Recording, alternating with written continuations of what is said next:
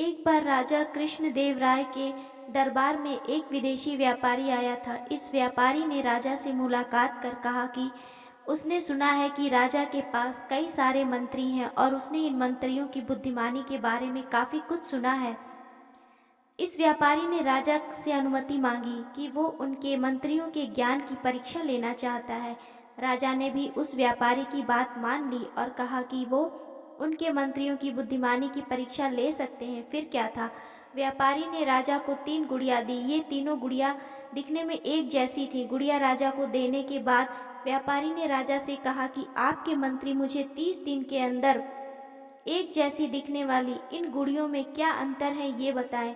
राजा ने भी व्यापारी की बात मानते हुए अपने राज्य के मंत्रियों को बुलाया और उन्हें ये कार्य करने को दिया। हालांकि राजा ने तेनाली रामा को ये कार्य नहीं सौंपा था, लेकिन लंबे समय तक कोई भी मंत्री ये नहीं बता पाया कि आखिर ये एक जैसी दिखने वाली इन गुड़ियों में क्या अंतर है। फिर राजा ने यही कार्य तेनाली रामा को सौंपा और जैसे ही 30 दिन पूरे हो गए, वो व्यापारी राजा के दरबार में अपनी चुनौती का जवाब मांगने आया। फिर क्या था,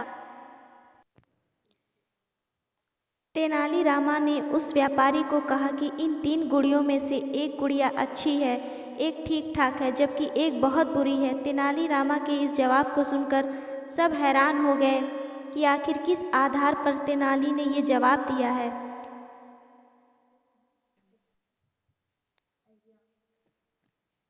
फिर तेनाली रामा ने सबके सामने एक गुड़िया के कान में एक तार डाली और वो तार गुड़िया के मुंह से निकल गई।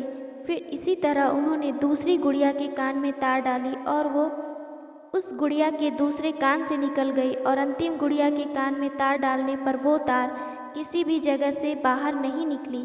जिसके बाद तेनाली रामा ने कहा कि जिस गुड़िया के मुंह से तार बाहर निकली है वो गुड़िया बुरी है, क्योंकि उसको अगर कोई कुछ बताएगा तो वो सबको उस बात की जानकारी दे देगी। वही जिस गुड़िया के कान से तार निकली है वो गुड़िया ठीक ठाक है, क्योंकि अगर उसे कोई कुछ बताएगा तो वो उसको ध्यान से नहीं सुनेगी। वहीं जो आखिरी गुड़िया है, उसे जो कुछ कोई बताएगा वो उसे अपने दिल के अंदर रखेगी, इसलिए वो गुड़िया अच्छी है। इस तरह से तेनाली रामा द्वारा दिए गए जवाब को सुनकर राजा के साथ साथ व्यापारी भी हैरान रह गया। लेकिन तेनाली यहीं पर नहीं रुके। उन्होंने उन गुड़ियों के बारे में कहा कि पहली गुड़िया उन लोगों में से है जो कि ज्ञान सुनकर लोगों में बांटती है, दूसरी गुड़िया उन लोगों में से है जो सिखाया हो जाता है उसे सीख समझ नहीं आता, और आखिरी गुड़िया उन लोगों में से है